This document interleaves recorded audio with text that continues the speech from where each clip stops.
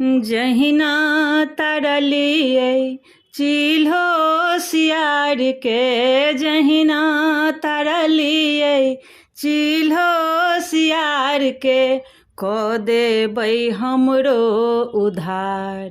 उधार जितवाहन कऽ देबै हमरो उधार।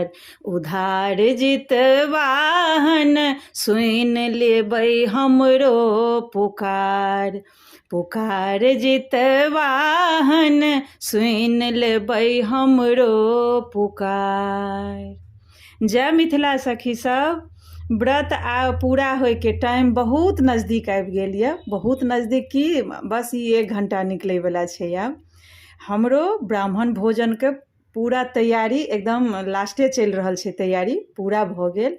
ब्राह्मण बाबूके फ़ोन सेहो कऽ देलियनि आ कहि देलियनि हँ जे 10:35 में अहाँ आसन ग्रहण कऽ लेबै।